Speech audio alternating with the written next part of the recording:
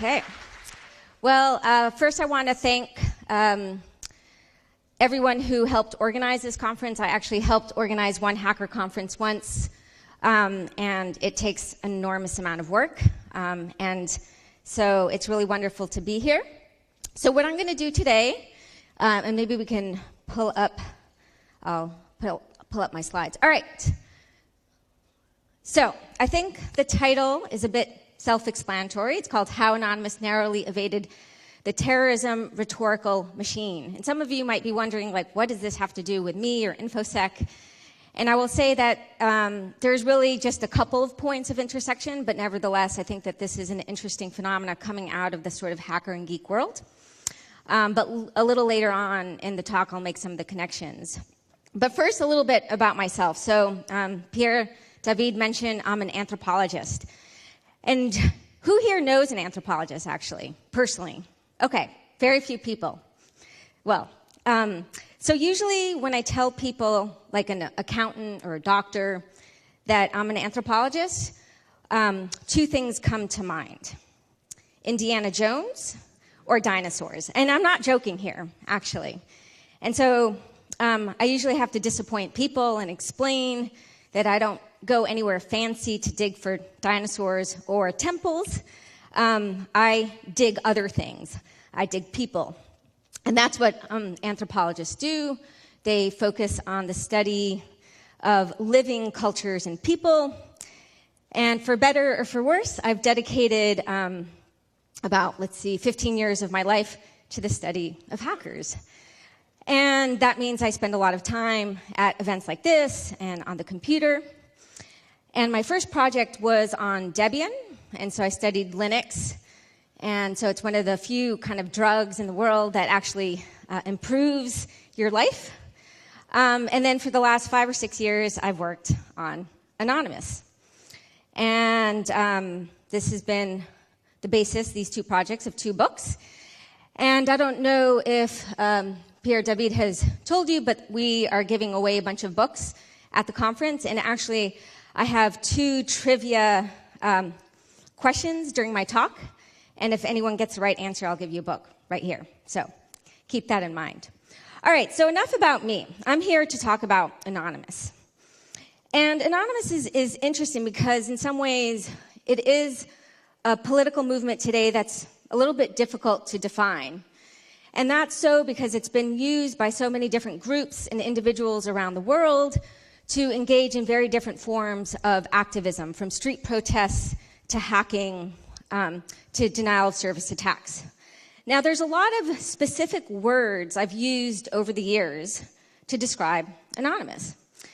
And some of them are Hydra, the mythical Greek figure of one body with many snake heads, tricksters, confusing, enchanting, controversial, irreverent, unpredictable, frustrating, and stupid. These are all different words I've used to describe Anonymous over the years.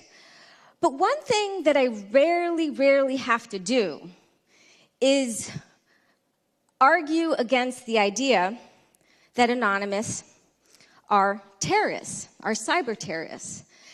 And I'm surprised by this. I actually thought that when Anonymous started to especially engage in some of its more risky forms of hacking and sabotage, I thought the label cyber terrorism was going to be placed on Anonymous pretty much almost immediately.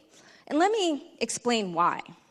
Well, there's probably no surprise, but while there are terrorists in the world, the terrorism label can also be used for political ends.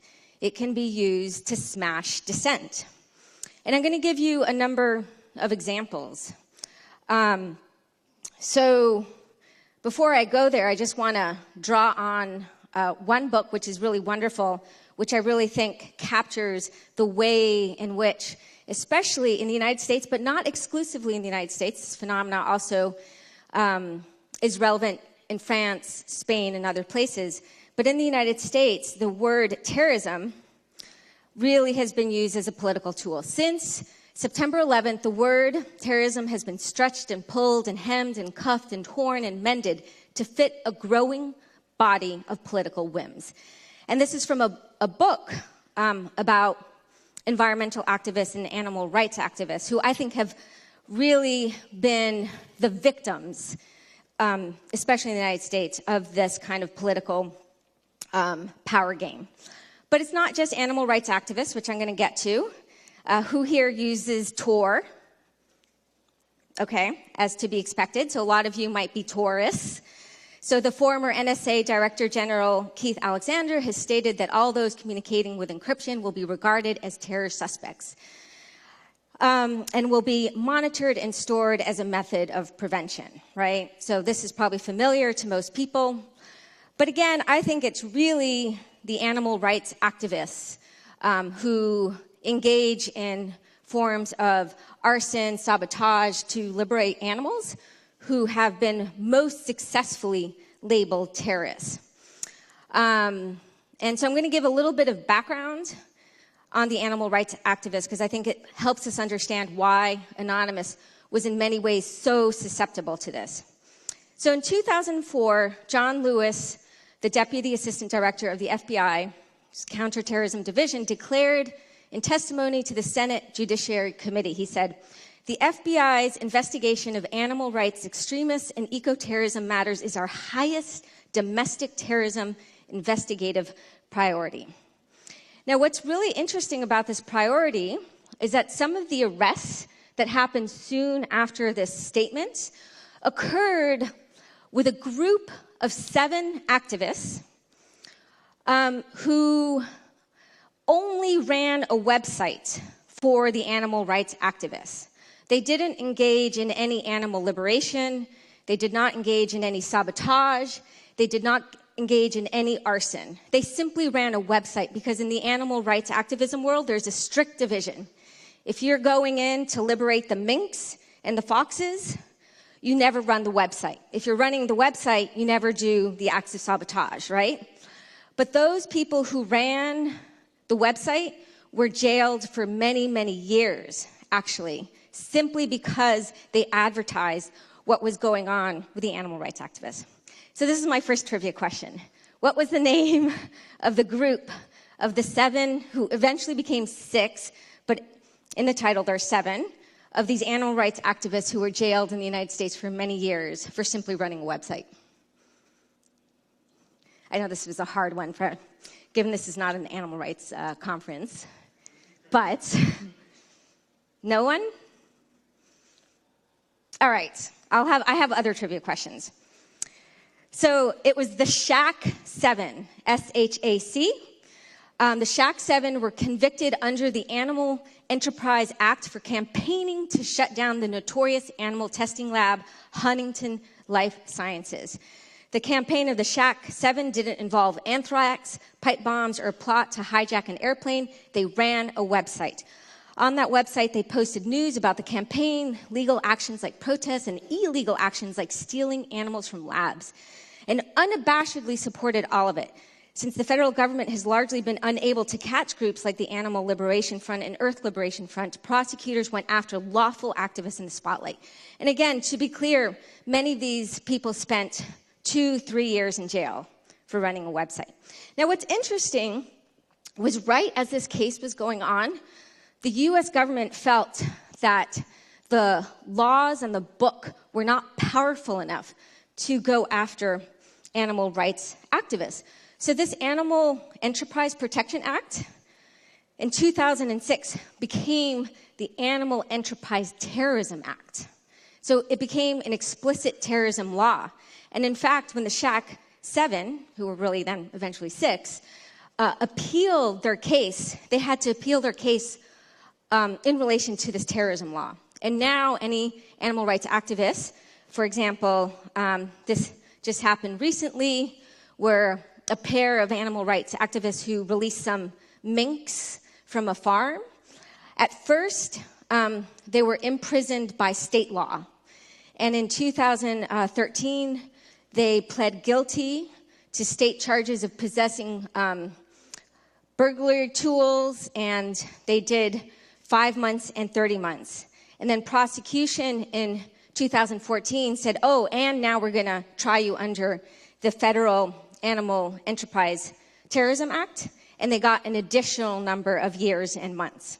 So this is the context. I think this is important because while certainly animal rights activists do engage in sabotage, it's important to note that out of the over 5,000 crimes that have been documented by researchers who study animal rights activists, as you can see, there have been 0 assassinations, no murders, right? So most of what they do is vandalism, harass individuals who work at these labs, and liberate animals.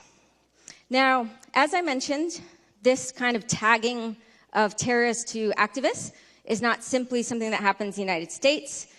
In France, there is a group called the Tarnac 9 who engaged in a pretty spectacular act of sabotage where they decided to kind of shut down the railway trains in France. And they've been charged with conspiracy for terrorism. And it's a complicated case where the terrorism charge was dropped, but now the prosecution is seeking to reinstantiate the terrorism charge. What's also interesting is that the Tarnac 9 were labeled pre-terrorists. Maybe this will be another trivia question. Why were they labeled pre-terrorists?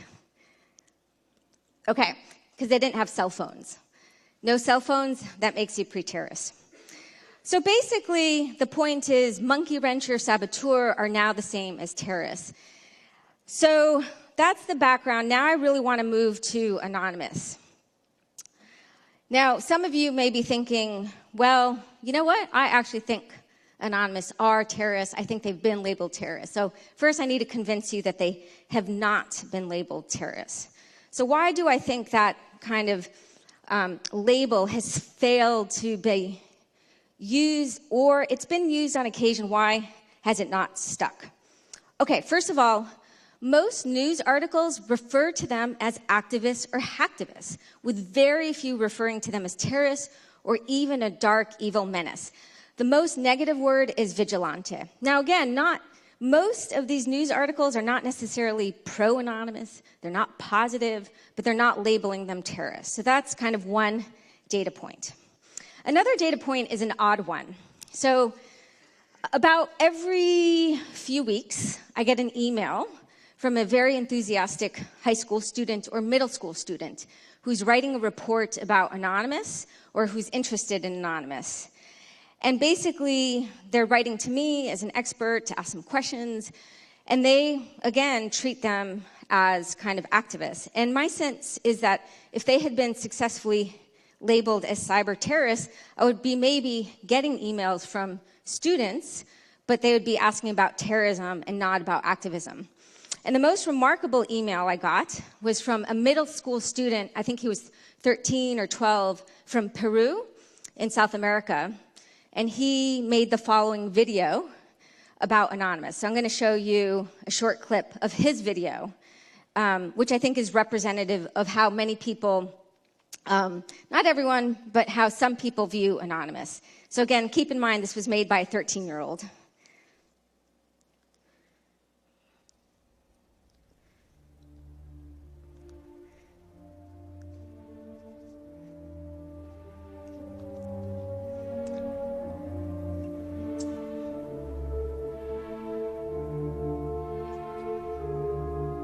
What do you, the audience, think hacktivism is? Well, hacktivism is defined by searchsecurity.techtarget.com as the act of hacking or breaking into a computer system for a politically or socially motivated cause. You might think it's just people videotaping themselves in Guy Fawkes masks, ranting on the internet against organizations and governments. But if you have been paying attention, you know that hacktivists have changed the world. For better or worse, they have been taking on powerful organizations like MasterCard, Visa, the US Justice Department and even the CIA under certain circumstances. Well, if you're in Peru and think that it doesn't affect you or your country, think again. In March of 2015, Anonymous Peru posted the quote-unquote tango down on its Twitter feed, several minutes after it had shut down the municipality of Lima website in protest of the mayor who had painted over artistic murals with yellow paint. It took the city more than 8 hours to restore the site. Before that, in December of 2014, the same group of anonymous Peru hacked 4 municipalities outside of Lima, in the departments of Huancayo, Huancavelica, and Apurímac. More hacktivism occurred in May when Anonymous Peru posted a porno video on the Ministry of Economy and Finance's website to protest the government's support of the Tia Maria mining project in Moquegua. Gabriela Coleman. Oh, all right, that's where I have to stop. So, well, what I like about the video, first of all, again, is that a 13-year-old made it for his class. It also just gives you a little bit of a window into the fact that actually one of the really interesting characteristics of Anonymous is that it's quite global. You know, what we tend to know about Anonymous has to do with Europe or the English-speaking world, but actually there's been remarkable activity in Peru, in Indonesia, in the Philippines. And in many ways, there's a lot of kind of differences because very different groups take on Anonymous, but there's also some similarities, such as embrace of kind of the offensive culture, i.e. Posting porn on a defaced website. So that's my other data point. My third data point about why I think Anonymous hasn't been kind of pegged as cyber terrorists has to do with the absolute proliferation of TV shows and films that are representing Anonymous or something like Anonymous, inspired by Anonymous, in pretty positive ways. And even when there's negative elements, they're not portrayed as cyber terrorists. So the most famous of these is Mr. Robot, which is now going to start again, a new season.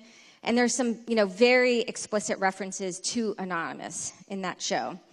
One of my favorite movies that came out in 2014 in Germany is also kind of semi-inspired by Anonymous. There's a group called Clay. The movie's called Who Am I? There's a group called Clay who, in some ways, they're trying to outdo Lulzsec. And again, they're kind of portrayed in a very positive way. It's even made it into films you'd never expect hacker references to enter into, such as a film about these geeks in the hood in LA called Dope, which is a great film. It's a dope film. And there's all these references actually to Bitcoin and Lulzsec and Aaron Swartz. So this is important because Anonymous is being represented in a kind of positive way in popular culture. All right, now for another trivia that I think hopefully someone will get.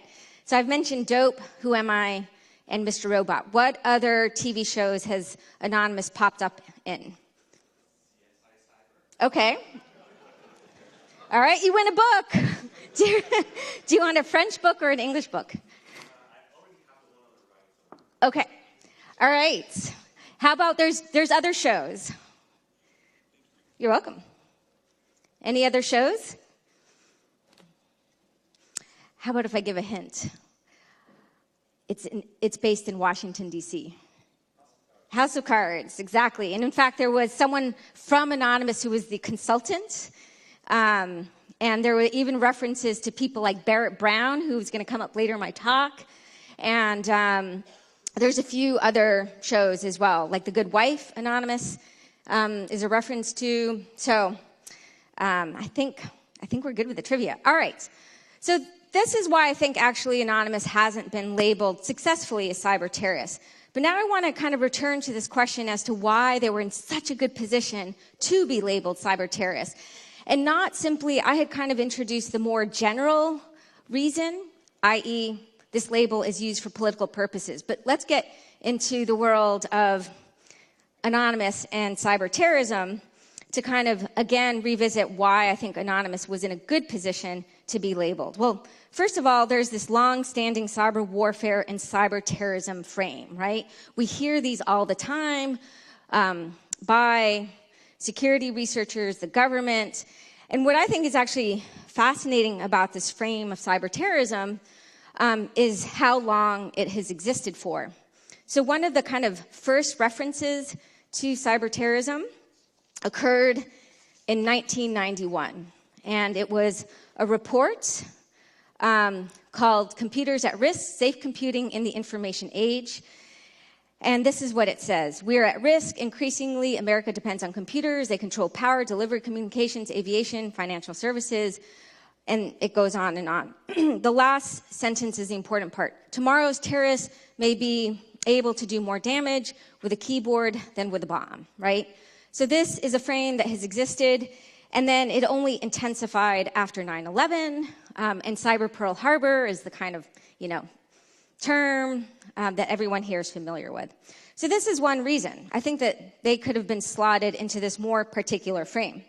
Now, another reason has to do with Anonymous itself. I don't think that they're terrorists, but they certainly are involved in high-risk hacking and sabotage.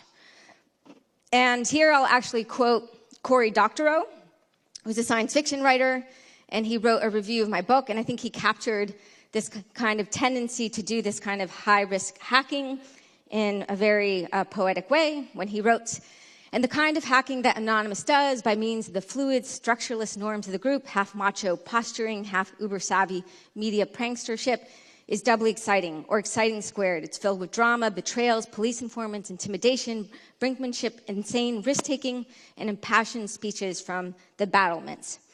Now, for those that need a little bit of a refresher course on Anonymous and its history, very briefly, originally it was a name used for pure trolling. It was the internet hate machine. There was a lot of pranks that were orchestrated under the name. But in 2008, there was a transformation where Anonymous started to be used for political purposes. And I won't go into the history, it's a really fascinating one. But in 2011, what we started to see under the name Anonymous is quite a bit of this high-risk hacking, especially the summer of 2011. Lulzsec went on a 50-day hacking spree where they hacked a corporation every day. Antisec was a more militant version of Lulzsec. Lulzsec was doing it for the fun. Antisec was doing it to say, like, a total fuck you to the government and corporations. They hacked into NATO. They told the FBI to fuck off every single week. So this was pretty heavy stuff. This was the period I actually became very paranoid and was pretty sure that the FBI was either going to knock on my door or that they had owned my computer, right? And so this was, in specific, the time where I really thought that association was going to be made.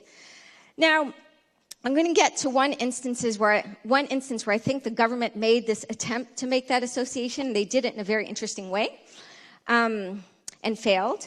But before I get there, another kind of reason why I think the association was ripe, not only for making, because again, some people made it, but for sticking, was precisely because some people did make the association.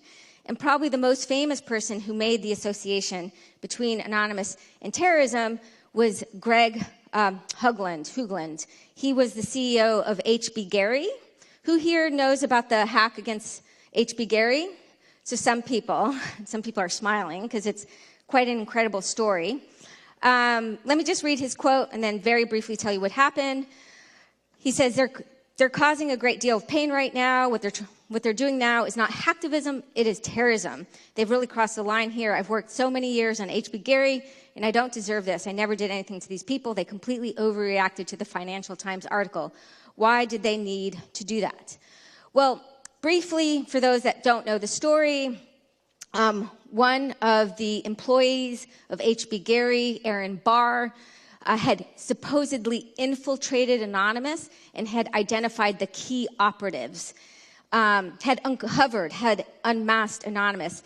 And then he went to a reporter working for the Financial Times and boasted, I know the names of the key people, and I'm going to go to the FBI.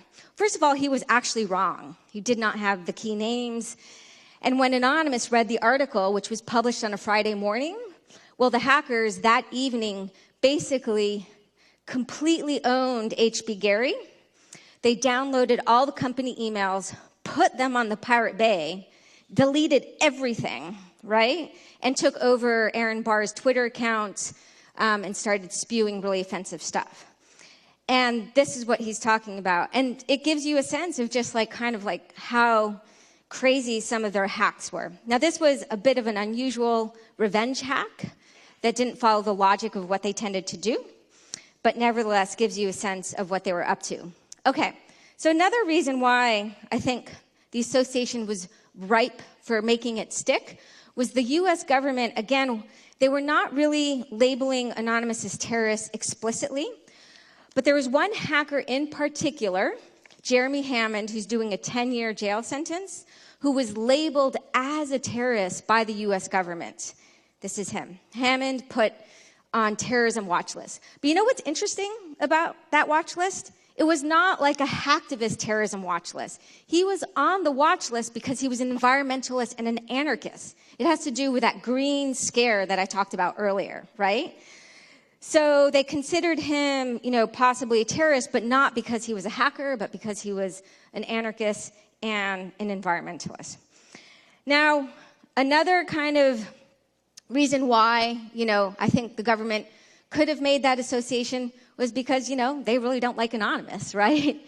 That's clear in the arrests.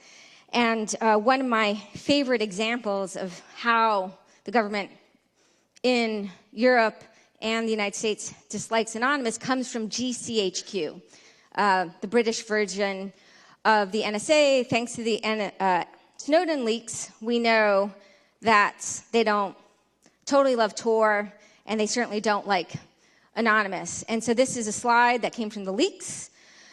And basically, there's some elements which are good, some of which are bad. And here we see that Anonymous is listed in the bad segment. Okay, now I have one final example of how and when the government actually did try to label Anonymous as terrorists, although they did it in a kind of roundabout manner.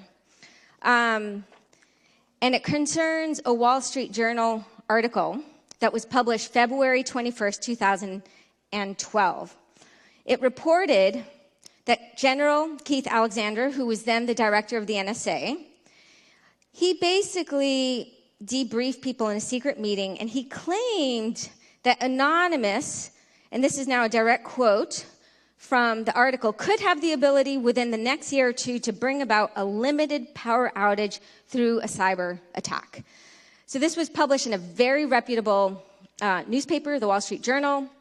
And although the T word was never used here, nevertheless, by sort of saying, well, Anonymous, is going to have the capability to do this, and by association, it kind of seems to suggest they want to do it. This is a way to kind of link terrorism to Anonymous. But the interesting thing about this is that this article actually was very unconvincing. And after it was published, there was a slew of other articles in very reputable establishment papers like NBC News, where security professionals, much like yourselves, actually said, you know what, there's no evidence that they want to do this, that they have this capability. Yes, the power grid is vulnerable, but this just doesn't have any evidence, and there was no evidence given in this article. So that's a little bit of background, again, why I think the association was ripe for making, and there was these attempts. But now I want to move for really the rest of the talk as to why these attempts, however kind of minor they were, why they failed. Why Anonymous, I think, really is understood as controversial, activist, and not a cyber terrorist. So there's many reasons, and I'll start with one that has to do with timing and who Anonymous supported in its early activist history. So one of the major campaigns that made Anonymous prominent had to do with a form of censorship that was slapped onto WikiLeaks. When WikiLeaks released a bunch of diplomatic cables in November 2010, they were provided by Chelsea Manning. Visa, MasterCard, Amazon, they pulled the plug. They stopped providing services for Amazon.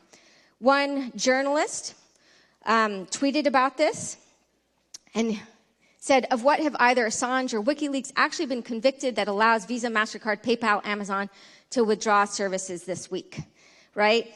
Well, this was a pretty big move, and this was a big move. The US government informally asked these companies to pull the plug, and they did so because they were incredibly pissed off that Assange had released his diplomatic cables.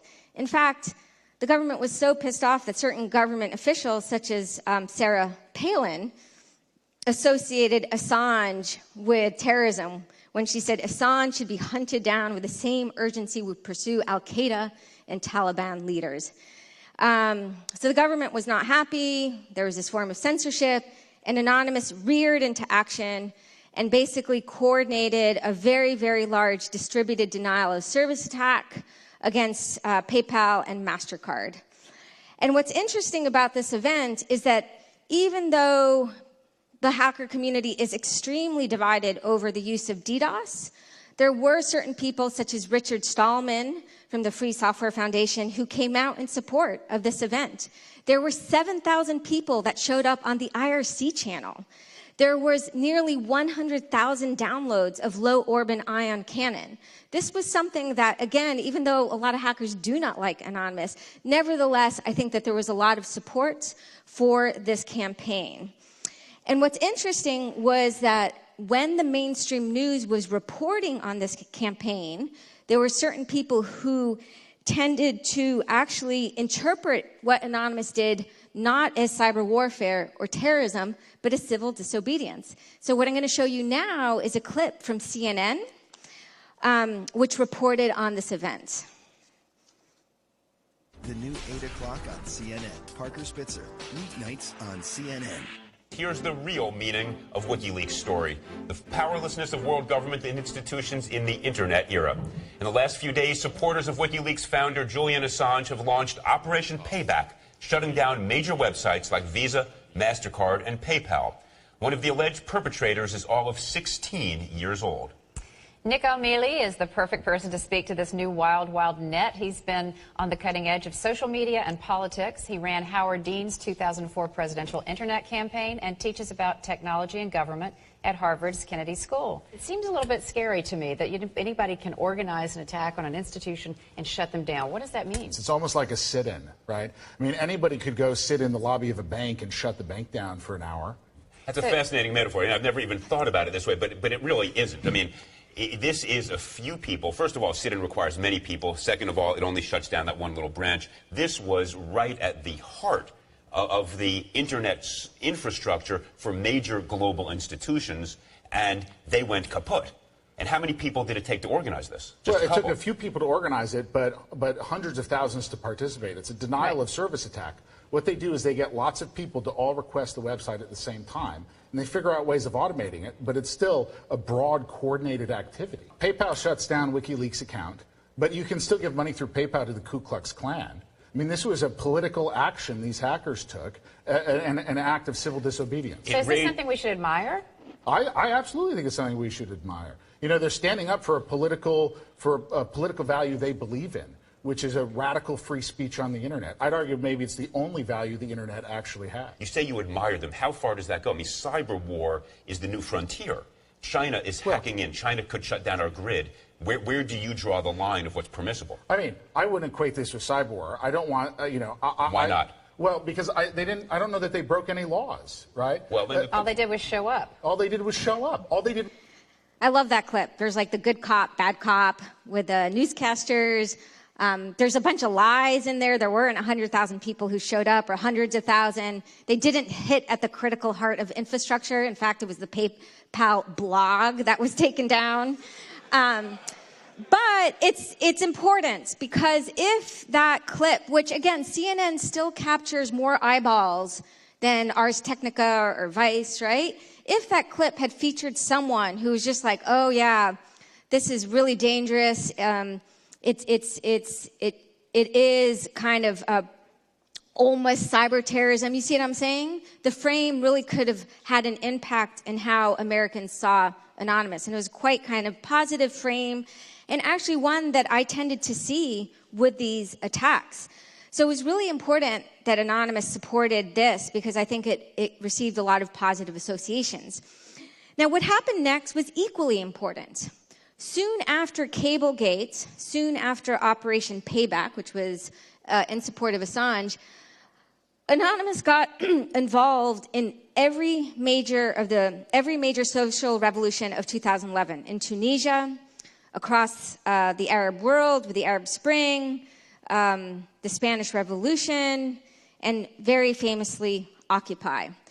And for the case of Occupy, they almost became the kind of propaganda wing. Now, this is important because I think many people don't see these social revolutions as terrorism. Anonymous became associated with many of these revolutions, so it became a little bit harder for them to be tagged as cyber terrorists. Now, had Anonymous only stuck to hacking, let's say, only hacking, and didn't do propaganda and videos and get involved with these other social movements, I think it would have been easier to tag them as cyber terrorists. So, reason number one, the timing and where they got involved. The next one is my favorite example. And it's my favorite example because it's incredibly ironic. It's the adoption of the Guy Fawkes icon. I'm not going to go into the story as to why they adopted it. I can tell you during the Q&A. It's kind of a cool story. As many of you probably know, the icon is associated today with kind of revolutionary action, with dissent. It was used during protests even before Anonymous came into being. But what is fascinating about the Guy Fawkes icon is that Guido Fawkes is an actual historical figure who, in 1605, he tried to murder and overthrow the Protestant king in England. He was a Catholic dissenter. He failed and was killed. But actually, for most of British history, Guy Fawkes was Britain's Osama bin Laden. He was a terrorist. He was a bad guy. The 5th of November, remember, was not like this fun event that it is now for protesters and anarchists in the UK, but it was to commemorate a really awful person. But what happened? How did Guy Fawkes go from awful person, terrorist, Osama, to kind of this cool revolutionary figure, right? Well, some of you are probably thinking, V for Vendetta, the graphic novel, which some of you have probably read, or the film, which tends to really portray Guy Fawkes, not uncontroversially, complicated figure, right? But nevertheless, a kind of positive figure. But what's fascinating about this story of popular culture taking what was a terrorist and transforming him is that it happened a little bit earlier than the 20th century. The first book that took Guy Fawkes and started to portray him as a positive figure was this one, which I'm reading right now. It's called Guy Fawkes or the Gunpowder Treason, a Historical Romance. And indeed, I'm only like 30 pages in, but he's got this mystique already. There's kind of a positive association. This was the first book that actually treated him more as a kind of, at least, not simply as a terrorist, but a complicated figure that had some positive qualities. And what's interesting is that then people who wrote children's books in England started to portray Guy Fawkes in positive terms in children's books. So this story of kind of transforming Guy Fawkes into a positive figure took a long time. And so by the time Anonymous takes on the mask, they take on the positive associations of Guy Fawkes. But I think there's other reasons why the film and graphic novel matter in particular. So who here has read or watched the film? Okay. And for those who haven't, I really suggest both of them. They're very good. But I think what's creepy about both of them is they seem to really match reality today, right? So V for Vendetta tells the story of a really fascist surveillance state. And in the post-Snowden world, we kind of know that while maybe the US and the UK are not quite as fascist as portrayed in the movie, it feels an awful lot like reality in certain ways. And so all of a sudden, having these people take on the mask, which people associate with the movie, and then you have news about surveillance, which matches the movie, all of a sudden the movie becomes a little bit less like fiction. It becomes reality. So quotes from the movie, people should not be afraid of their governments, governments should be afraid of their people, actually stick as kind of true, or ring as true. So what we have is this incredible full circle where you have historical reality, Guy Fawkes trying to blow up the parliament, then re-representation in the arts, film and books and TV, then you have people adopting the image and using it for real protests. And then actually with films like Who Am I and TV shows like Mr. Robot, you again have the re-representation in the arts. And this is a really important dynamic because tell me of an animal rights activist movie, which is like V for Vendetta, where they're like part of our popular culture. It doesn't exist. Popular culture really matters to the story. Okay, reason number 3 has to do with Anonymous's flexibility or incoherence, whatever term you prefer. By this, I mean that Anonymous is often used as a name by very different groups of people for very different causes, right? So it's not simply about hacking or social movements, but it's about fighting rape culture in the United States. It's about fighting police brutality. It's about fighting, the painting over murals in Peru, right? It's kind of all over the place. And some people see this as a weakness. It's like, wow, they really don't know what they're doing because they're doing everything, right? Another example is that there's hacker groups also all over Latin America.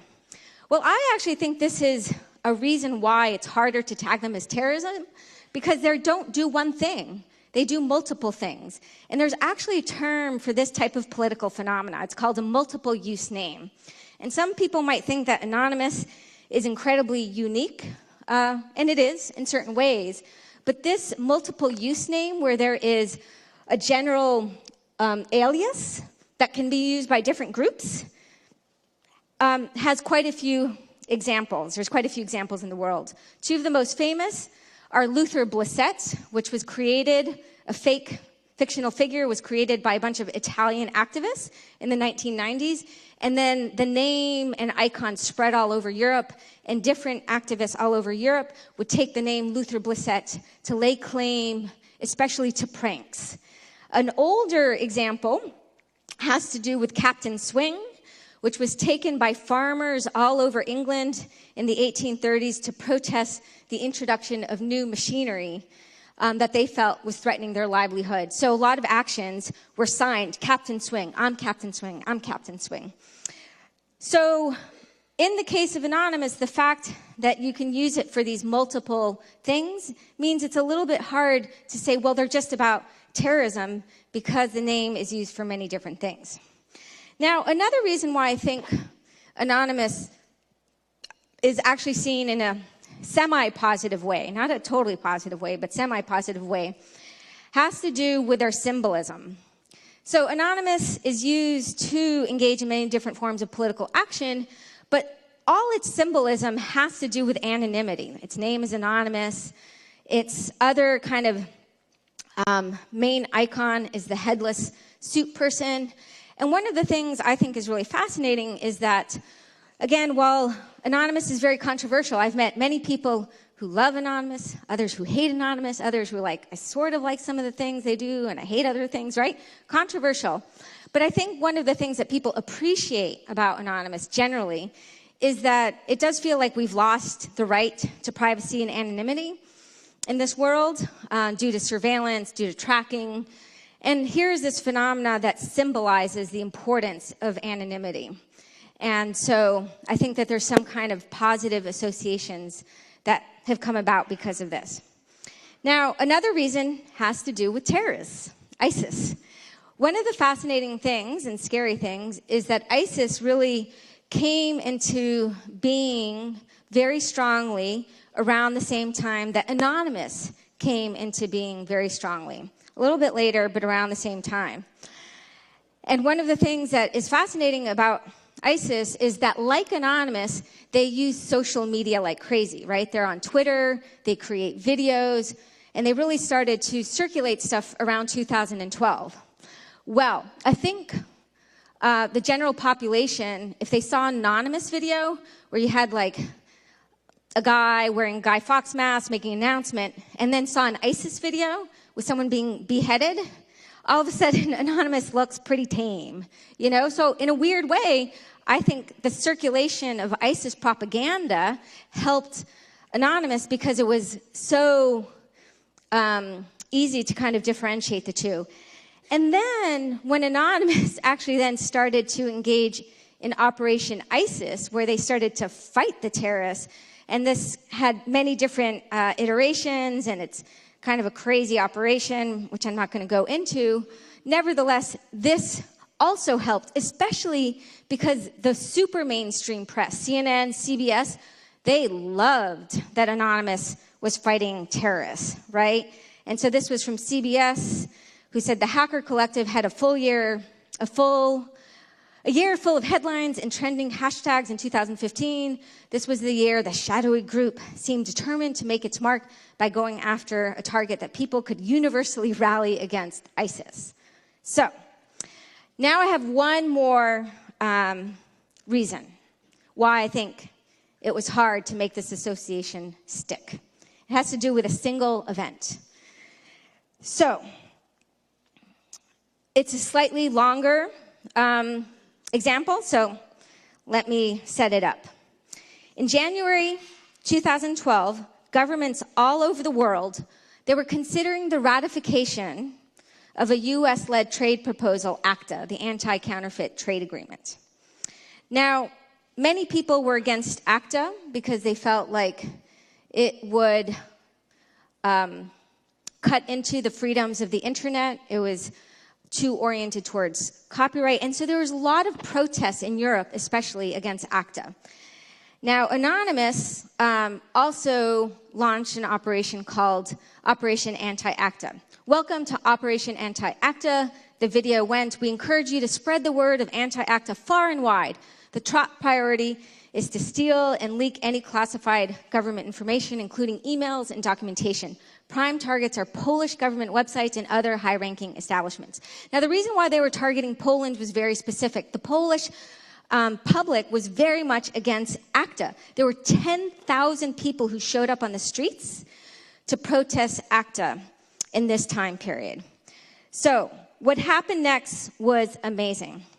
You had the protests on the streets. You had Anonymous that was DDoSing the Polish government websites.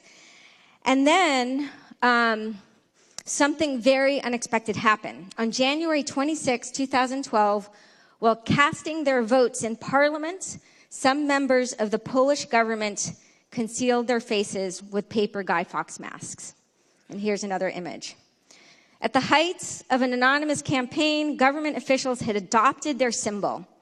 One Anonymous activist blogged about the importance of this act. He wrote, Anonymous is not unanimous. An opinion on DDoS is perhaps more divided than any other tactic. Indeed, this very faction, in consultation with anti-ACTA NGOs, had been calling for a halt to DDoS for the last several days. But after this photo of Polish politicians protesting ACTA went viral yesterday, it's time we all reevaluate the role and legitimacy of DDoS. These parliamentarians were wearing Anonymous Guy Fawkes masks while the Parliament's website was down due to a DDoS by Anonymous. I can't emphasize the point enough. This is a game changer. And indeed, I think it was a game changer, not simply because it legitimated DDoS, but because it legitimated Anonymous. This was the first time that government officials in a government chamber had taken on this icon that was really associated with Anonymous at this point, right? Well, now this is where I reveal the surprise of the talk. So remember that Wall Street Journal article that I talked about earlier, where Keith Alexander had kind of claimed that Anonymous had the capability of engaging in an attack against critical infrastructure? It came 2 weeks after the Polish parliamentarians took on the mask. I have no way of kind of proving this, but I think that they are related. I feel like this was the government's last-ditch effort to kind of vilify Anonymous right at the moment they were losing the battle, right? Of course, I'll never know this. Maybe I'll write a historical romance about it or something. But nevertheless, I think this was the association. So now I'm really going to wrap up because I have given you my reasons why I think Anonymous was able to evade this. But why does this matter? What does this have to do with you guys? Well, I think this matters for a number of reasons. First of all, that Wall Street Journal article was questioned by a lot of security researchers and hackers. And I think this is important. If there's a lot of bullshit that's being circulated, right? You don't have to agree with Anonymous, but I think it's important to speak up and say what's possible, what's not possible, what's right, and what's wrong. And I actually think what's interesting about the hacker community is that they may be very divided over hacktivism, but I do admire people for speaking up. I admire that people note that today the cyber squirrel is responsible for more power outages, for example, than attacks, right? And the scary thing, and this is something that I think a lot of security professionals do know, is that our infrastructure is vulnerable to attack, right? I'm not saying it's not. It absolutely is vulnerable to attack.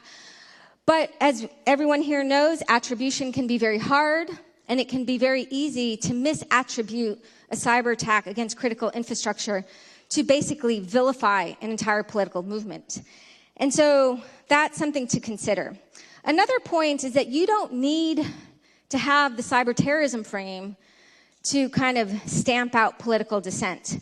So just as the Shack 7 were jailed for a long time for running a website, well, in Anonymous, we have the case of Barrett Brown, who was a journalist who could not hack himself out of a paper bag if he wanted to, who basically was jailed for 5 years because he associated with the hackers, because he took information and reported on it.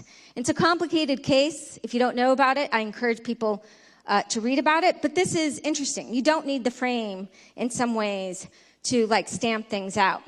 The other thing that is interesting is that symbols like the Guy Fawkes mask are really open to reinterpretation, right? I mean, it's a great story. You go from like this evil figure to a revolutionary figure, and all of us have a role to play in this kind of reconfiguration.